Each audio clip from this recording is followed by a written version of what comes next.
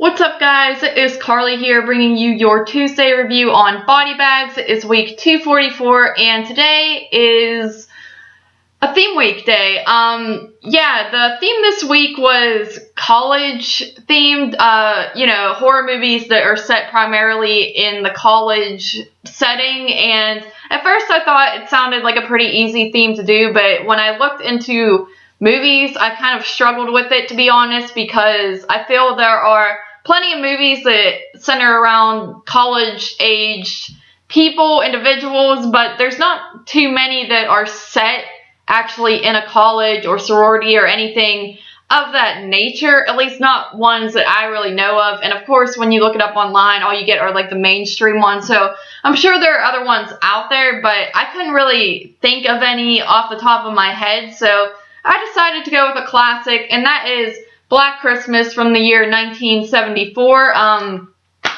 Actually didn't watch this DVD. I did watch this Scream Factory disc that Mr. Jerry Herring was so nice to give to me, so I've just been keeping it in here since it does not have a case. But anyway, did watch the Scream Factory disc, which I will say right off the bat, I thought looked pretty solid, pretty clear for what it was, so I was pretty pleased with that. Now, Black Christmas, this is a movie that I've only seen 2 times before, and the first time I saw it, I was kind of lukewarm on it, very underwhelmed, I guess, because I had heard so many people talk about it over the years, and it was one that I really wanted to check out, and after watching it, I was just kind of like, I don't really know about that, and I find that a lot of people are actually like that nowadays, as opposed to when I first heard about this movie. Like, I see people in group pages and whatnot say the same things, where they think it's a really solid film, but it's not as great as, like, it was cracked up to be.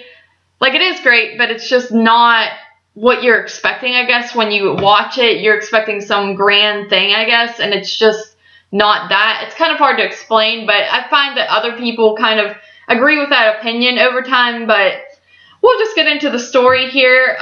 This story follows a bunch of girls in a sorority. They are on their Christmas break. They're throwing a Christmas party at the beginning of the film, and they start receiving some obscene phone calls, and one of their sisters in the sorority turns up missing. She's supposed to go home to be with her parents for the break, but she does not go home, and they find that out whenever her dad comes to pick her up because he is wondering where she is. So the whole movie is just basically these girls trying to figure out who it is that's calling them and stalking them and why people are turning up missing, and that is your story, basically. So to get into the positives of this movie, it's got a fantastic Christmas atmosphere. It captures it right off the bat when you get the opening and just the title of Black Christmas comes up and you see the house. It just looks like an old Christmas postcard, or whatever you want to call those, card, whatever. That's kind of what that reminds me of. And obviously Bob Clark directed this, who went on to make A Christmas Story, and I feel he does the same thing in A Christmas Story during the opening, where the title comes up and it automatically just gives you that nice, warm, old-fashioned Christmas vibe that everyone loves, and I just really enjoy it. You also have some old-fashioned Christmas music playing in the background at the beginning, and I just think it is very, very enjoyable. It reminds me of Christmas when I was a kid, so I really like that about it, especially in a horror Christmas movie. It's, you know, sometimes it's not all focused on that. It's more cheesy, but this movie really captures atmosphere and suspense more than other Christmas horror movies do, and I really gotta give it that. I think that Olivia Hussey I think that's how you say her name. I think she does a good job as the main character, Jess. She's very likable, has that very innocent, sweet girl look about her, and, you just feel bad for her whenever things get suspenseful and out of control, and I really like her as the main girl in this. Some of the other characters I feel are a little bit disposable and forgettable, and that's okay, though. I feel like in movies like this where you have a bunch of just sorority girls, some of them you don't really overly care for, but with that being said, I do feel like they did try to develop some characters a little bit. You have Margot Kidder in this movie. I forget her name in the movie, but she, you see that she's always getting drunk throughout the movie and is just making a mess of herself. And then you also have this character Phyllis, who is more mature and, you know, tries to get Margot Kidder's character under control and things like that. So they do develop characters a little bit, but with that being said, I don't overly care for them all that much. And you also have the house mother in this movie who provides some good comic relief in certain parts, and that's something I didn't really notice the first time around watching this, or the second time either, for that matter, is there are a lot of comedic elements to this film, and it is kind of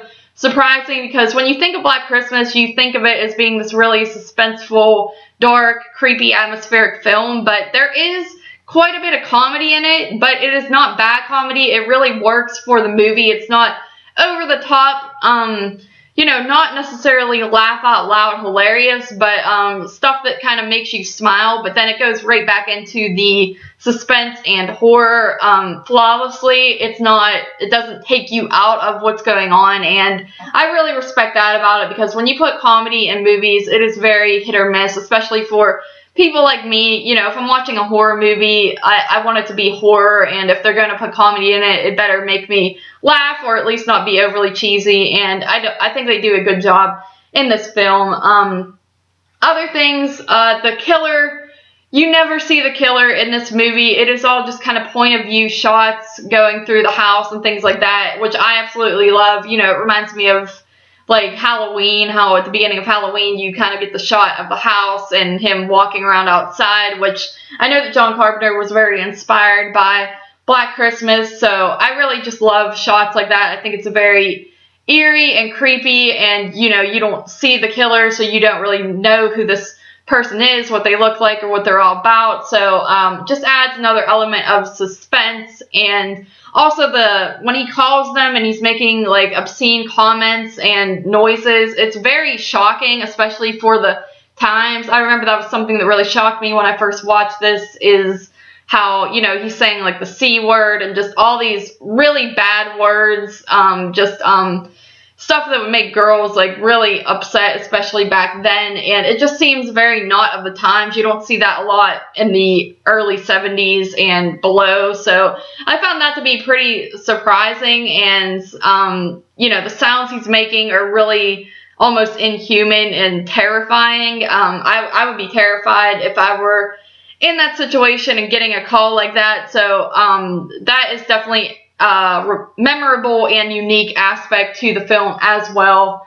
Now, to get into my personal negatives, I know not everyone would agree with these, because I know a lot of people really love this movie and think it's perfect, but for me, I really enjoy the beginning part, and I really enjoy the ending parts when it gets really suspenseful and just stuff starts to go down, but the middle parts, I kind of find that I am always taken out of it. I mean, I've only seen this movie 3 times now, but the 2 times that I've seen it before, I find that just the middle section, I get kind of zoned out, and it's hard for me to pay attention, and I always feel like I missed something, and I feel kind of like an idiot after watching it, because I feel like I've missed crucial parts to the movie. But, you know, you just have the, you're dealing with like Jess, and she finds out she's pregnant, and then she's telling her boyfriend, and her boyfriend's all angry and things like that. I just feel like I don't necessarily care enough about that it kind of takes me out of the film. And,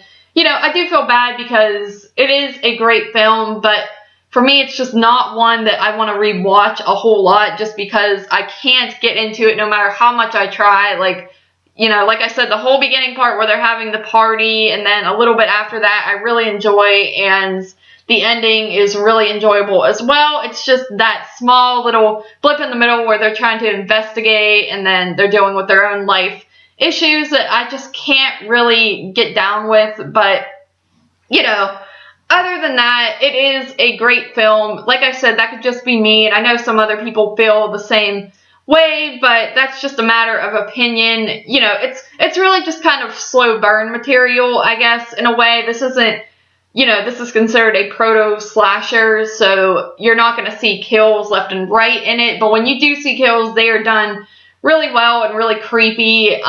Just, there are some great shots and moments throughout this film that I think are really impressive and still hold up today. So overall, Black Christmas is a fantastic movie. Definitely a great movie to watch around Christmas if you are a horror fan and you do like your Christmas horror movies, because it does capture a fantastic Christmas atmosphere and makes it very, very terrifying. So Black Christmas, I give an 8 out of 10. I believe that's been my rating the other 2 times I've seen it. So it is at a standstill of a solid 8 out of 10 for me.